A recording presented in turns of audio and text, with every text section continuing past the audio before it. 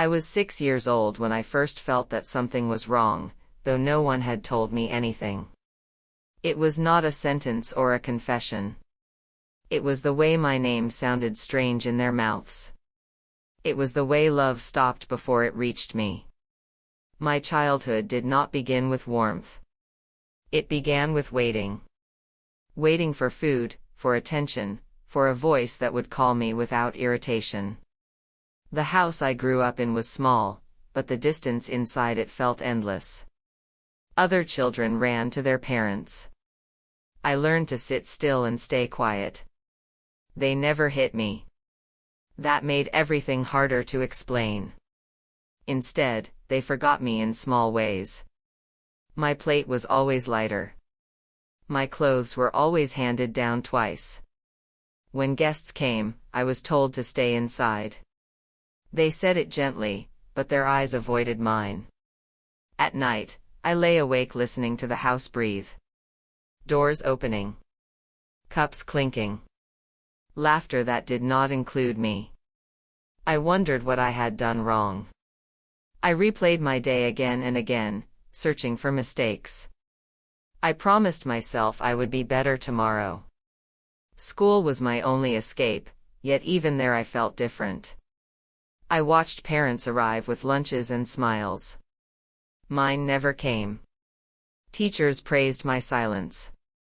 They called me mature. They did not see that I was afraid to ask for anything. Hunger was a constant companion.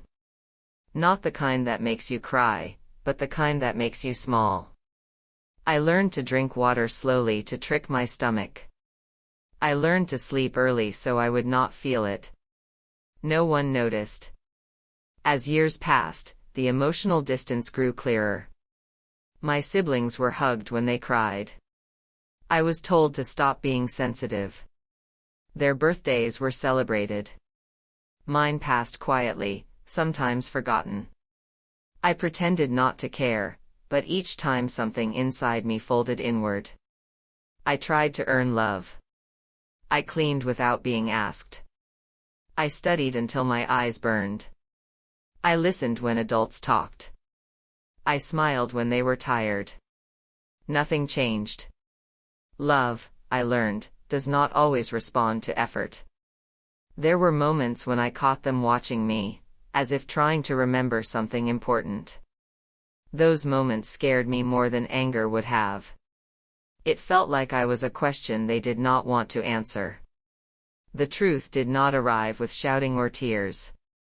It arrived on an ordinary afternoon. I was 14. The house was quiet. I heard my name from the other room, spoken carefully. I stood still, holding my breath. They talked about money. About paperwork. About how difficult things had been. Someone said, "She was never really ours." The words fell softly, like dust. No one noticed me standing there. In that moment, my world did not break. It emptied. Everything made sense all at once. The coldness. The distance. The way love stopped short. I was not their real child. I was something temporary that stayed too long. I walked back to my room and sat on the floor. I did not cry. My body felt heavy, calm, hollow. I stared at the wall and replayed every memory, now colored with understanding.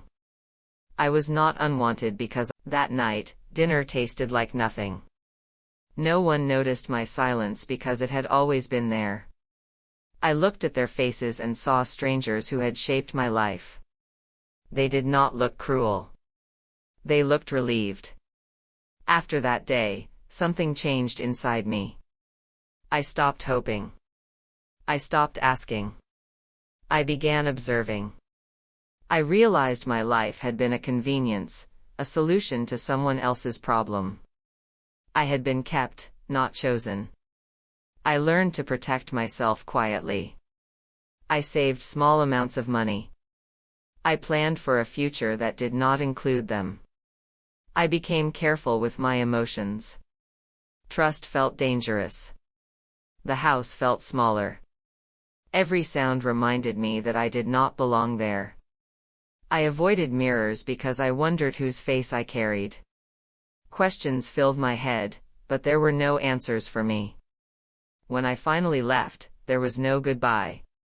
I packed my things in silence. No one stopped me.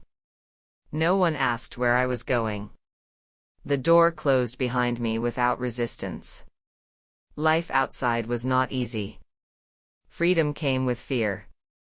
But for the first time, the pain felt honest. Hunger did not surprise me anymore. Loneliness felt expected. I was no longer confused. I struggled. I failed. I stood back up. Each step forward belonged to me alone.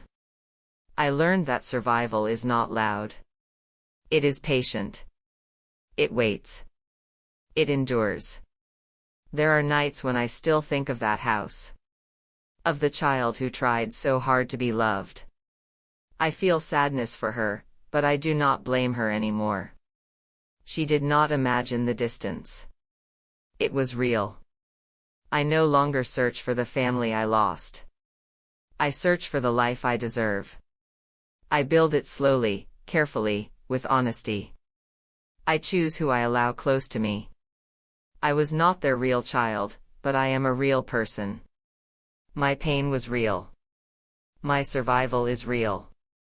And my worth does not depend on who claimed me. It depends on who I choose to become, every